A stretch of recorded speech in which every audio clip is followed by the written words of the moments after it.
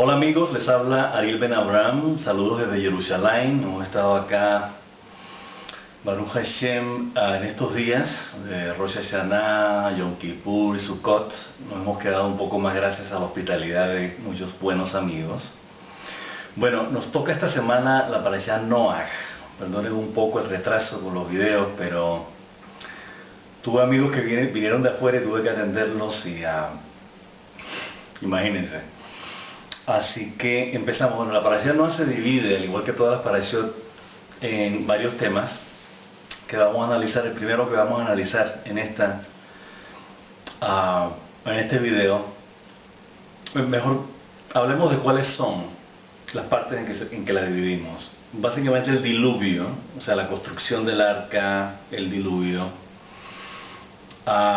Posterior al diluvio, tenemos que hablar de las generaciones, los hijos que dejó Noah, ese es otro tema. Shem, Ham y Jafet. Posterior a eso, la última parte que vamos a analizar es la Torre de Babel, básicamente. Porque el tema de Abraham Avinu más bien lo vamos a tratar en la próxima Lech Lejá. Nos vamos a referir a todo lo que sepamos de Abraham Avinu, lo que significa Abraham Avinu para Israel y para nosotros a nivel individual. Entonces comencemos con la parte del diluvio. Ya habíamos comentado en la Parashat Bereshit que en la última parte de la Parashat aparece por primera vez en la Torah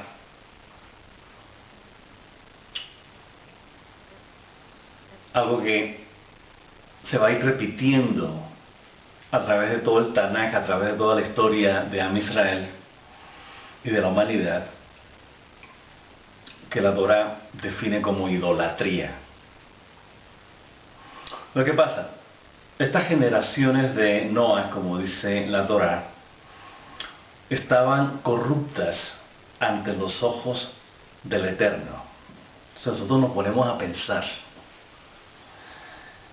si algo nos parece a nosotros corrupto dentro de nuestra formación moral, que por cierto viene de la Torah, todo lo que es ética y moral en la historia viene de la Torah.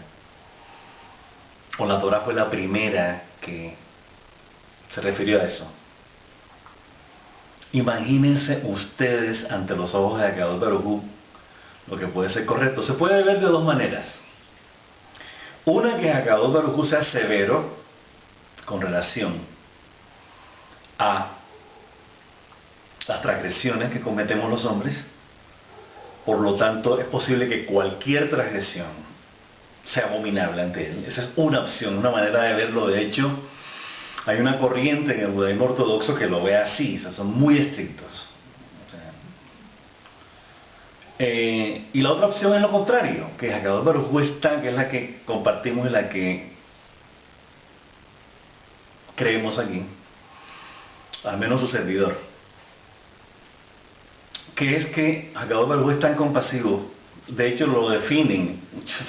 Su servidor se basa en los atributos de misericordia de Akadosh Baruj Hu. O sea, yo no me estoy inventando quién es Akadosh Baruj Hu, yo me sigo por lo que dice la Torah. ¿No? Entonces, ya lo hemos hablado antes de los atributos de misericordia, de compasión de Akadosh Baruj Hu. Y él definitivamente está compasivo, ¿no? Rab Hesed, o sea, abundante en bondad. Perdona el pecado, la transgresión, limpia, es paciente, lento para la ira. Entonces, la conclusión que debemos sacar, es que Akadosh Baruj Hu ama mucho su creación, ama mucho a la humanidad, al punto que realmente permite, con el libre albedrío que nos ha dado, que nosotros lleguemos a los extremos inimaginables, porque esa generación, tengamos en cuenta que desapareció en el diluvio. Nosotros no tenemos realmente mucha data, mucha información sobre, excepto el Midrash, y realmente no abunda mucho. Hay mucho más Midrashim con relación a Eres Misraim, a Egipto, o sea, cómo era la depravación de esa gente, que lo que podemos encontrar en la generación del diluvio. Sin embargo, lo que hemos encontrado en la tradición oral de los Midrashim, es que realmente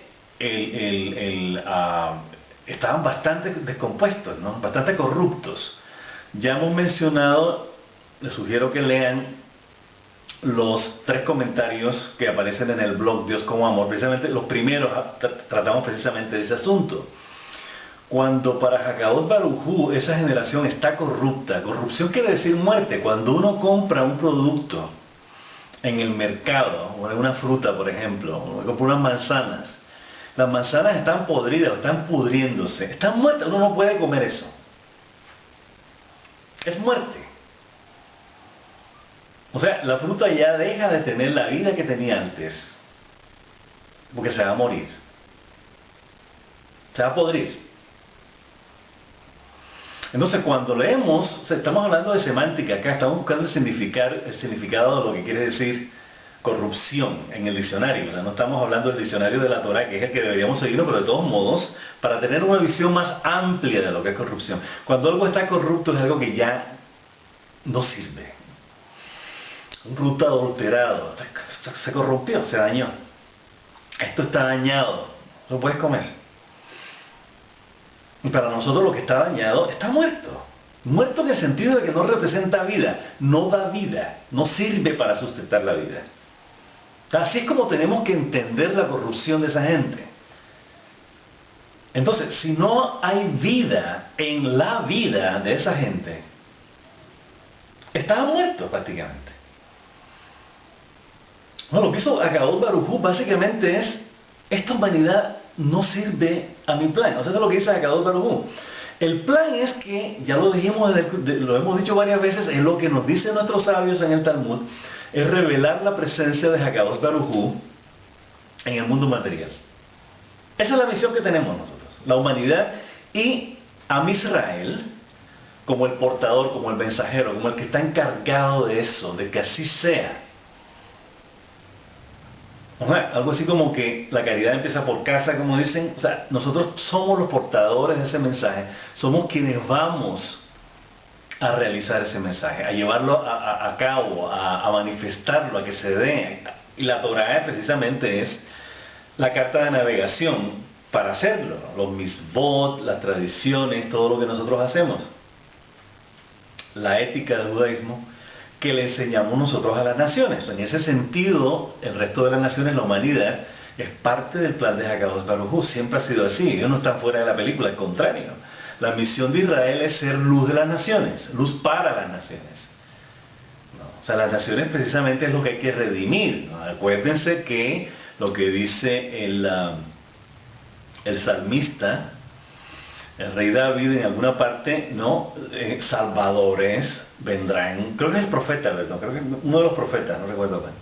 Salvadores vendrán al monte Sión para juzgar al monte de Sab. O sea, juzgar, mispat y sedaká en hebreo es enderezar, es corregir, es hacerlo derecho. ¿Ok? ¿No? Y de Hashem será el reinado, ¿no? Y en ese día el nombre de Hashem será uno y su nombre uno. Entonces, ¿qué es el monte de Sab? Sab es Adom. Adom son las naciones. Entonces, ¿qué pasa? La función de Israel, de Am Israel, es juzgar a Esab, a Adom. Como le digo, ese juzgamiento no es llevarlos a la corte y decirle, bueno, ustedes se han portado, miren cómo se han portado. No, no es ese juzgamiento la manera como lo vemos en el sistema legal, la manera como nos lo definen en el sistema legal básicamente de las naciones, sino enderezar. Y mucho más profundo, redimir a Esab. Ya hablaremos de eso más tarde, cuando lleguemos a las parashiot en que Jacob Avinu se encuentra después de muchos años con su hermano Esab. Y vamos a elaborar un poco sobre este tema porque es importante. Entonces, ¿qué pasa? Lo que veníamos diciendo, estábamos hablando de corrupción. Están corruptos ante los ojos de Hakadosh Baruj Hu, así dice la Torah. Y Hakadosh Baruj Hu dijo, o cambian, o se van. Hay que empezar una nueva humanidad. El plan es que yo tenga una asociación con mi creación. Eso dice Hakadosh Baruj Hu. Yo quiero que mi creación esté en contacto, relacionándose conmigo, porque yo los creé. Eso dice Hakadosh Baruj Hu. Él nos creó. Entonces nosotros tenemos, por razones obvias, que estar en contacto con nuestro creador. ¿Quién no quiere estar con quien lo creó? Entonces ese es el problema con la idolatría. Básicamente. La idolatría es el enfoque a algo distinto al creador. A algo material.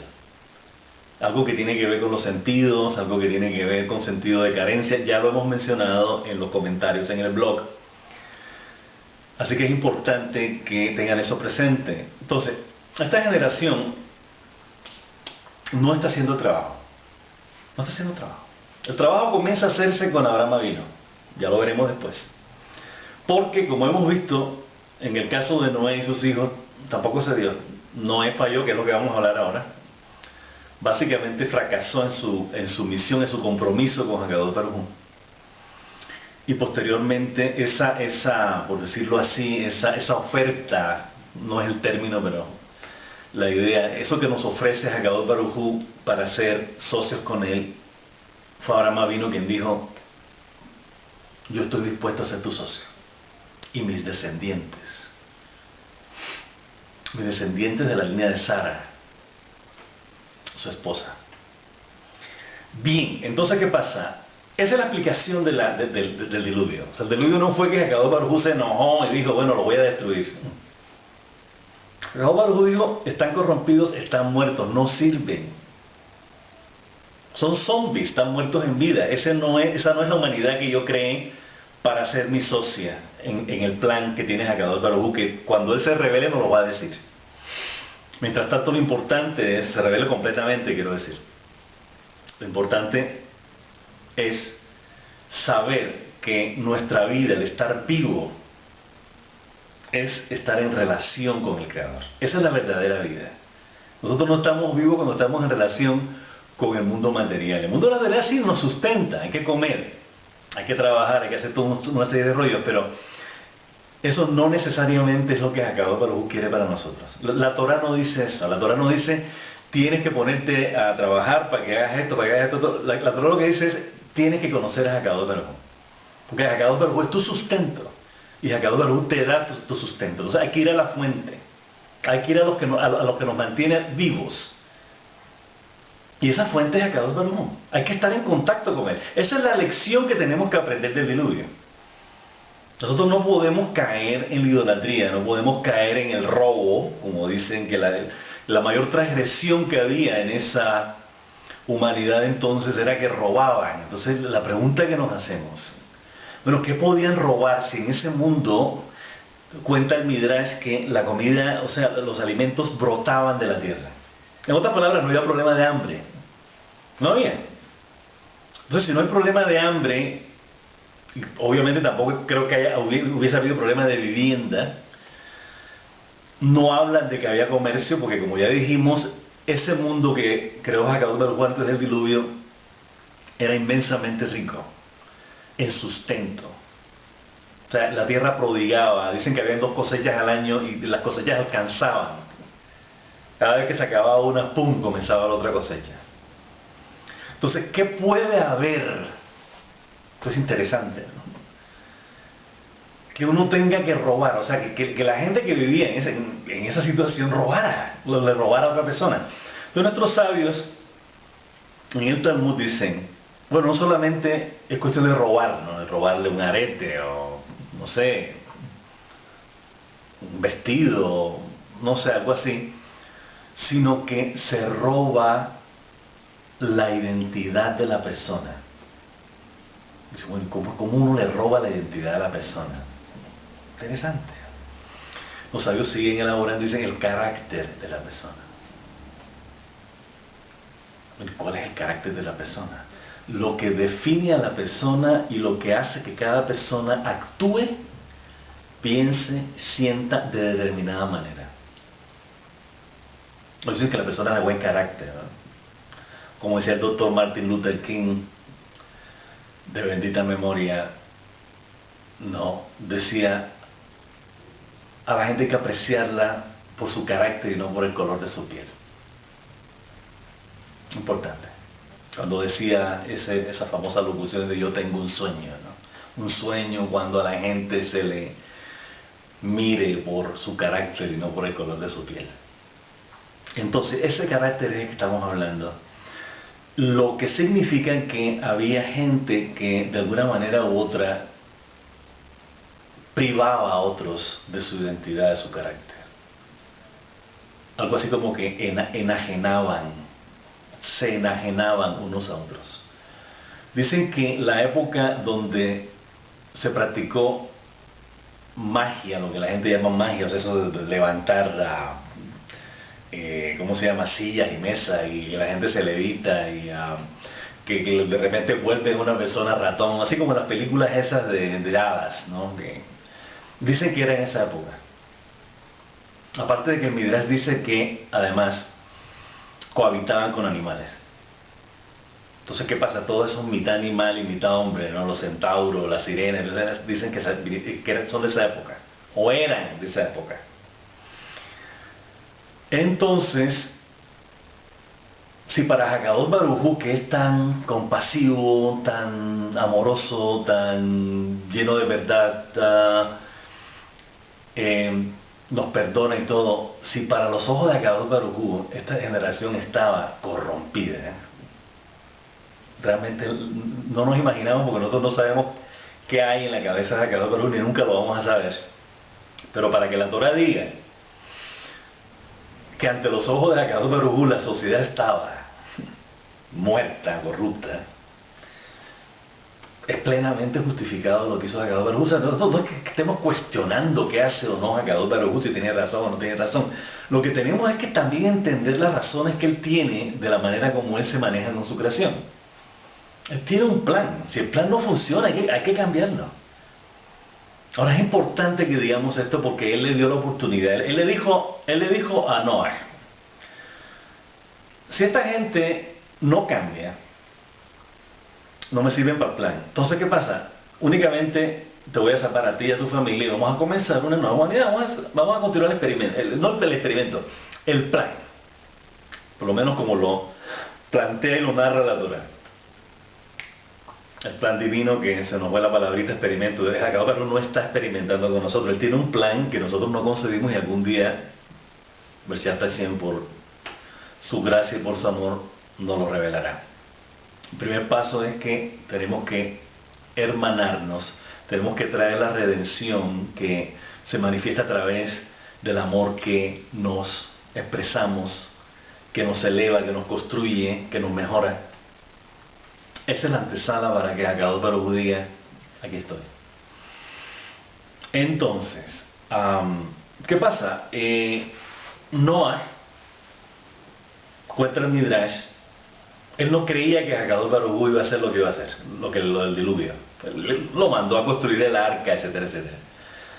Pero cuenta el Midrash que Noah decía, esto no puede ser. ¿Cómo es posible que Dios vaya a destruir el mundo? O sea, eso no lo creía. Entonces, duró 120 años duró la construcción del arca. No porque tomara 110 años, sino porque Hakadosh Baruj Hu una y otra vez, cuenta el Midrash, le daba la oportunidad a la humanidad de ese entonces de que cambiaran, de que se transformaran o sea, que cambiaran básicamente. La transformación es otra cosa que vamos a hablar después. Entonces, no lo hicieron. O sea, cuenta el Midrash, pero no está muy claro en la Torah, que cuando digo que no está claro en la Torah es que la Torah no dice que Noah habló con el resto de sus congéneres de ese entonces y los previno, ¿no? Simplemente le decía, esto viene. Entonces, en otras palabras, no se sentaba con ellos a explicar cuál era la situación. Decir, miren, tenemos que cambiar, esto no puede seguir así. Porque esto no es parte del plan de Hakadosh Baruj Hu. No, él decía, ¿y por qué estás construyendo esa arca? No, porque esto se va a acabar. Y la gente se reía, ¿no? Así que se va a acabar qué. O sea que él realmente no intercedió por la humanidad en el sentido de llegar a ellos y decir, oye, miren, hay que cambiar esto. Entonces me das cuenta que hasta el último momento, ya cuando prácticamente el agua estaba llegando ya hasta acá arriba, lo que sea, hasta el pecho, lo que sea, fue que Noé se metió en el arca. O sea, ya toda su familia se había metido porque él no creía que eso iba a ocurrir. De hecho, el Midrash cuenta que después del diluvio, cuando vio la devastación que había, imagínense, todo lo que había quedado, quedó nada prácticamente. Cuenta que Noé se quejó con Akadosh Baruj Hu, le dijo, bueno, ¿cómo es posible que tú hayas hecho eso? Entonces Akadosh Baruj Hu le responde, ¿no? Y le dice, ahora me vienes a reclamar, ¿no? O sea, tú esto lo pudiste haber evitado. No hiciste nada. Y ahora me vienes a reclamar a mí de lo que pasó. Entonces, interesante, ¿no? O sea que Noé, como dice la Torá, era un hombre justo en su generación. O sea que no necesariamente, como dice Rashi, era justo en comparación, por ejemplo, con Abraham Avino. O sea, dice que no hay punto de comparación entre Noé y Abraham Avino. O sea, Abraham Avino se lo lleva, pero de calle, o sea, nada que ver. Y la razón es muy simple. Por ejemplo, cuando estamos adelantando un poco a los futuros parashot, pero vale la pena para poner en perspectiva la diferencia entre Noé y Abraham Avino. Un ejemplo clásico es la diferencia entre Noé y Abraham Avino, es que cuando Akadosh Baruj Hu anuncia la destrucción de Sodoma y Gomorra, Abraham Avino defiende a los sodomitas, los defiende. Dice, pero ¿cómo es posible que tú vayas? ¿Qué tal si hubiese 40 justos? ¿Y qué tal si hubiese 30? ¿Y qué tal si hubiesen 20? O sea, él intercede. Dice, tú eres un tipo justo, tú eres un tío justo, le dice Abraham Avino a Akadosh Baruj Hu. No creo que esta gente deba ser destruida. Siendo que Abraham Avino era un justo y siendo que Abraham Avino sabía además que los sodomitas eran quienes eran. O sea, que realmente él no... Dicen que la razón por eso es porque tenía a su sobrino viviendo en Sodoma. Él tenía miedo. Dice, bueno, tengo familia ahí, ¿no? Entonces cuando Akadosh Baruj Hu le dice, si hay 10, no habían 10. 10 es un minyan, o sea, 10 es el quórum, la cantidad mínima que se necesita de hombres observantes para rezar y para hacer otros rituales en el judaísmo. Entonces, si no hay 10, no hay nada, básicamente. Y no lo sabía, no lo sabía. Entonces, la destrucción venía. O sea, Akadosh Baruj Hu le dice a Abraham Avinu, no te preocupes que yo a tu sobrino yo lo voy a salvar. A él y a su familia. Bien. Entonces ya vemos la diferencia entre Noé y Abraham Avinu y posteriormente la diferencia entre Moisés y Abraham Avinu también, ¿no? Obviamente de los tres, Moisés se lleva todos los laureles. Porque en el caso de Moisés Rabbeinu no solamente le dijo a Akadosh Baruj Hu, no destruyas a mi Israel, sino que me destruyes a mí. O sea, él ofreció su vida a cambio. Abraham Avinu no hizo eso, él dijo, no lo destruyas. Pero él no dijo, destruyeme a mí y sálvalos a ellos, eso no. Ahora, nosotros, a Israel, no éramos sodomitas, al de Shalom, pero el punto es que Akadosh Baruj Hu no estaba contento con nuestra conducta en el desierto. Dijo, al paso que van, el plan que yo tengo con Israel no va a funcionar. Entonces, si siguen en ese rollo de idolatría, de becerro de oro y eso, hago como pasó con la generación del diluvio. Entonces, Moshe Rabbeinu intervino, Baruch Hashem, y nosotros cambiamos. Aceptamos la Torá, ¿no? Después del episodio del becerro de oro, las tablas y tal bajaron. Entonces, la cosa ve, pero en este, como decíamos, hablando de justicia, de ser justo, Moshe Rabbeinu es insuperable, realmente. No ha habido quien supere a Moshe Rabbeinu en materia de justicia, de rectitud, ¿no? De bondad, de entrega. Bien, volvamos entonces, todo esto es para definir un poco quién era Noé, ¿no? Noé, como le llaman las naciones. Entonces, ya pasamos página, vino el diluvio, ceden las aguas, sale Abraham Avinu, Noah con sus hijos del arca y empieza una nueva humanidad. La humanidad que desciende de Noé. Realmente el padre de la humanidad, en este caso, como dicen algunos comentaristas, ya no es Adán, sino Noé. O sea, realmente nosotros descendemos de Noé, no descendemos, o sea, obviamente Noé descendía de Adán, pero en vista de la destrucción del diluvio, nosotros venimos de Noé. Bien, entonces, ¿qué pasa? Noé tenía 3 hijos. De eso vamos a hablar en el próximo video, porque es un tema bastante amplio, que mucha tela que cortar. Regresemos un poco ya para cerrar. Vamos a tratar de hacer esta clase un poco más corta y un poco al punto. La idea de el diluvio hacia un nuevo mundo, un nuevo planeta transformado, completamente distinto al anterior, una tierra distinta, con otro proceso de producción, en el sentido de cómo produce la tierra, es una producción completamente distinta. La tierra adquiere unas características diferentes, completamente diferentes, a las previas de la generación prediluviana. El punto que queremos enfatizar en todo este asunto de la idolatría, porque recordemos que, y hay que enfatizarlo, que el diluvio fue resultado de la idolatría, como todas las transgresiones. La mayor transgresión es la idolatría. Hagamos énfasis en el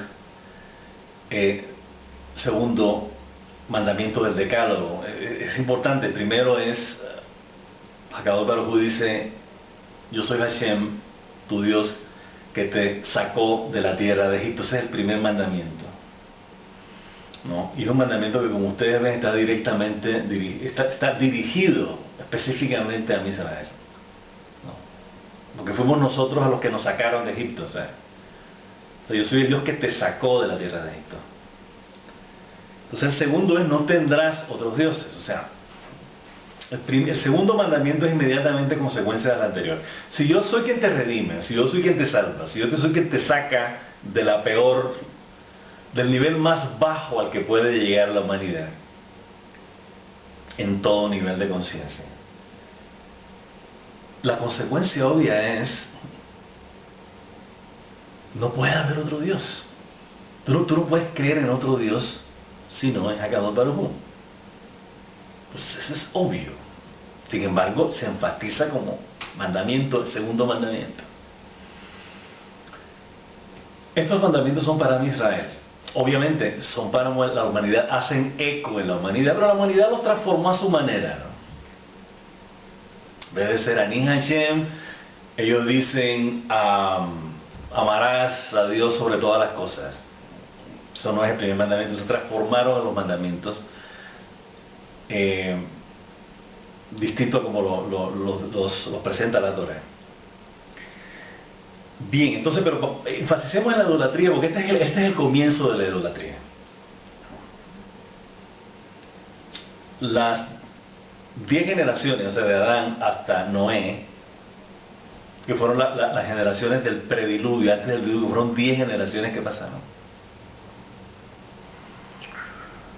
Eran idólatras, básicamente. Y su idolatría, como ya lo hemos dicho, la llevó a su desaparición. Entonces, tenemos que aprender algo de eso. Así como aprendimos del becerro de oro y de otras transgresiones a lo largo de nuestra historia. Empecemos a poner la atención a la primera, que es la generación prediluviana, antediluviana.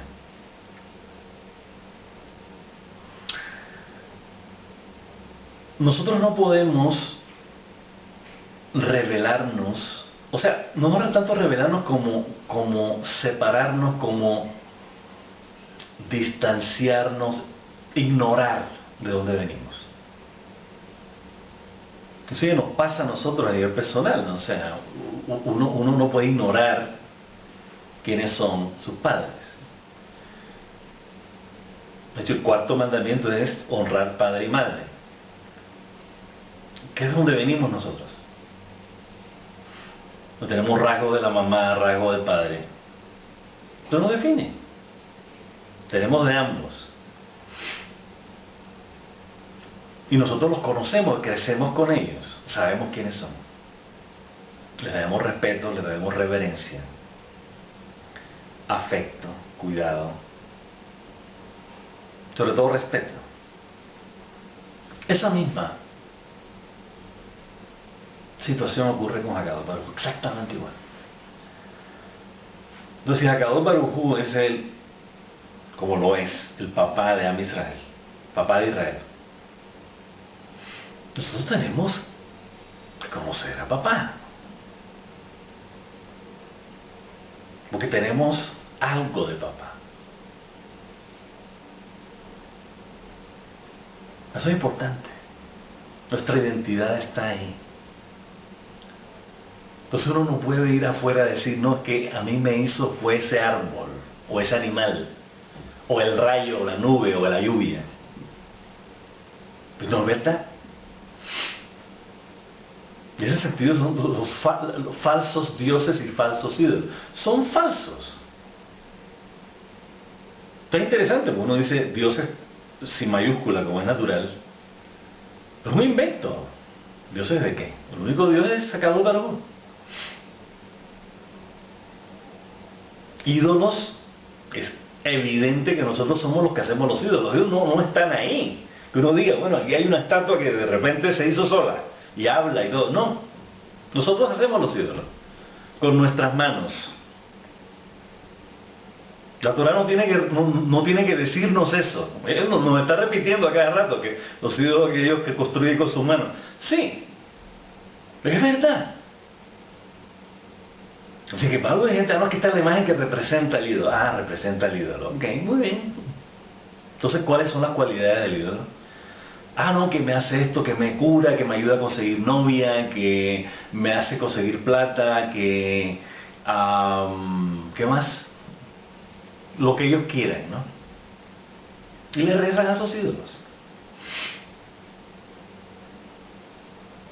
¿En qué momento estos ídolos te crearon a ti?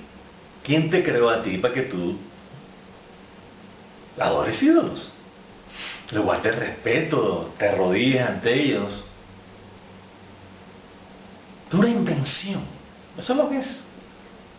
Eso es lo que es. Ellos se lo inventan.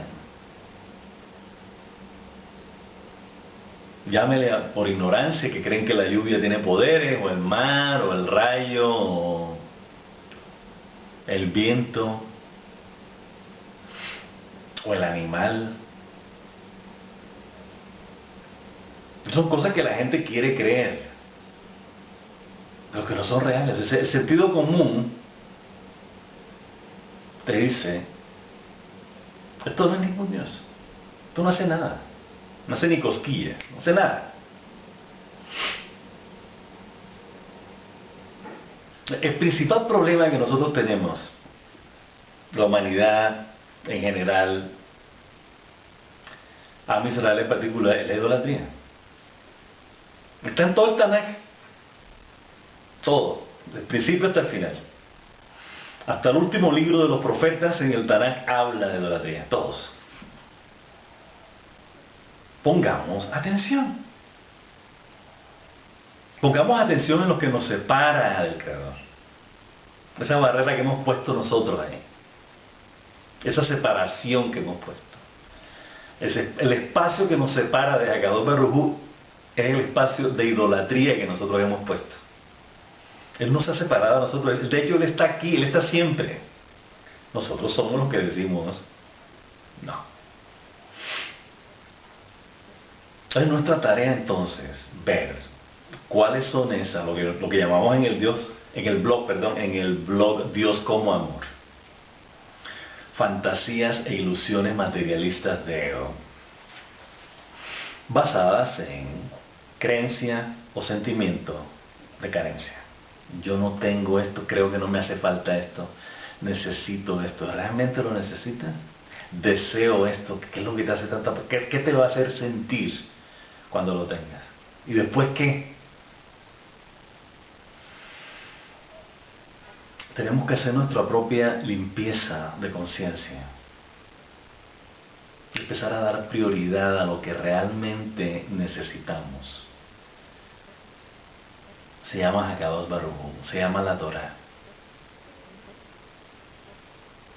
Se llama los aspectos, modos, medios y atributos de amor como la manifestación material del amor de Dios.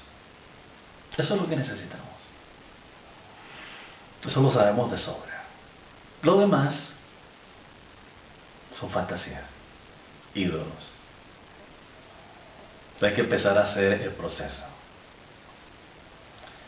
Queremos aprovechar la oportunidad para invitarlos. Ya lo anunciaremos oportunamente en el blog, pero voy a aprovechar ahora que tenemos video acá.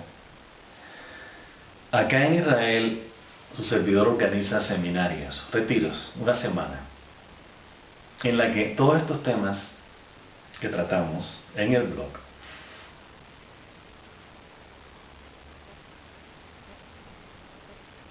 los analizamos a fondo, ya a nivel individual, a nivel personal, para transformar la conciencia. O sea, por ejemplo, este asunto de la idolatría, me lo recuerda porque su servidor ya lo ha hecho antes, en algunas otras ocasiones. Y el tema de la idolatría es uno de los principales asuntos que se tratan en ese seminario, en ese retiro. Entonces, ¿cuáles son tus ídolos? Hay procesos diseñados para que la persona, se le ayude a la persona a identificar qué es lo que le impide ser libre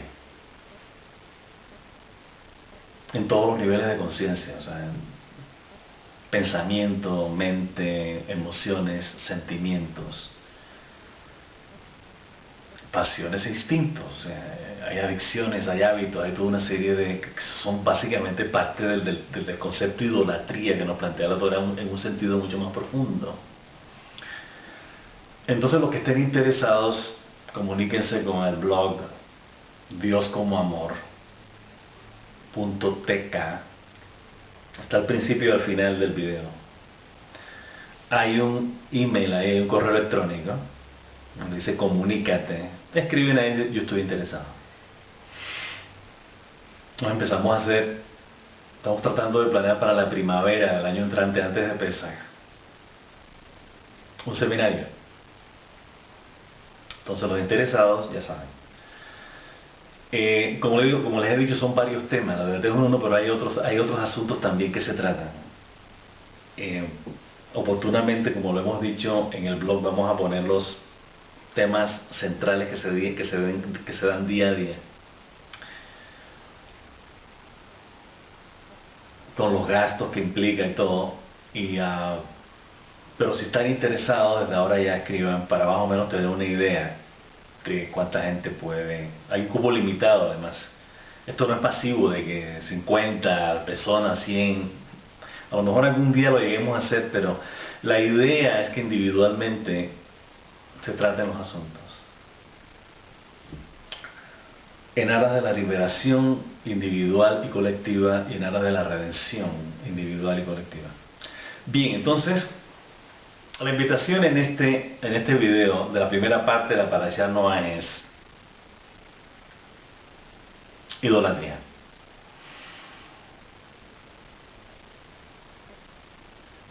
Ya el mensaje yo creo que ha sido bastante claro. Ahora en el próximo video que sigue nos vamos a referir a los descendientes de Noé, de donde viene la humanidad, tal como la conocemos, tal como nos lo dice la Torah. ¿Qué representan estos tres personajes? Shem, Ham y Jafet. Y en el tercer video nos vamos a referir al tema de la Torre de Babel, que es muy interesante. Entonces, nos vemos en el próximo.